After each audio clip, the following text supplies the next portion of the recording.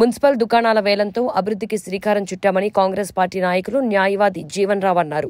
Medak MLA camp కార్యాలయంలో ఏర్పాటు చేసిన విలేకరుల సమావేశంలో వారు మాట్లాడుతూ భవిష్యత్తులో ఈ ప్రాంతానికి ఇంకా సేవలందిస్తానని ధీమా వ్యక్తం చేశారు. అభివృద్ధి అంటే గతంలో 4 గోడల మధ్య చర్చ అని ఎద్దేవా చేశారు. నేడు అభివృద్ధి అంటే నలుగురి మధ్యలో చర్చ అని పేర్కొన్నారు. మున్సిపల్ దుకాణాల వేలంతో మెదక్ పట్టణ అభివృద్ధికి శ్రీకారం చుట్టామన్నారు. అలాగే పట్టణంలోని 3 చౌరస్తాలను సుందరీకరించడం హర్షణీయమని ఆయన పేర్కొన్నారు.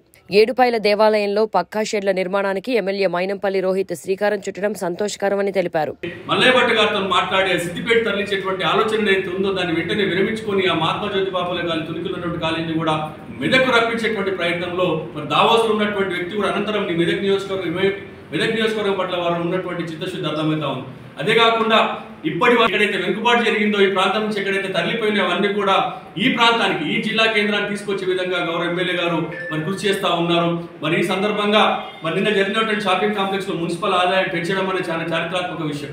చాలా మందిని చూసాం చైర్మన్లు, కొంతమంది చైర్మన్లు అయితే ఇంటి పన్ను వసూలు చేసుకుని జేబులలో పెట్టుకున్నటువంటి పాలన కొనసాగింది. నేను చాలా ఖచ్చితంగా చెప్పబోతా ఉన్నా, మెదక్ ప్రజలు మరి బంగారు అవకాశం, సువర్ణ అవకాశంలో అడుగుపెట్టబోతా ఉన్నారు. అభివృద్ధి ఫలాలు మెదక్ ప్రజలు ఇప్పుడిప్పుడు అందుకోబోతా ఉన్నారు.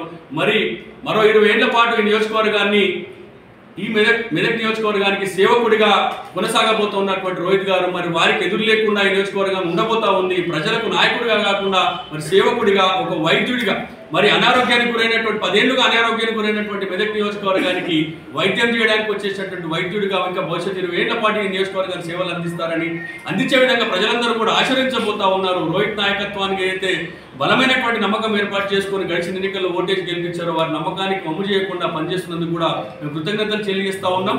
భవిష్యత్తులో కూడా మరిన్ని అభివృద్ధి కార్యక్రమాలకు శ్రీకారం చుట్టూ మెదక్ జిల్లా ప్రజలు మెదక్ జిల్లాలో కేంద్రంలో నిర్మాణాత్మకమైనటువంటి అభివృద్ధి కార్యక్రమాలకు శ్రీకారం చుట్టబోతున్నందుకు కూడా వారందరూ కూడా యావత్ మెదక్ ప్రజల మద్దతు ఉండబోతా ఉంది.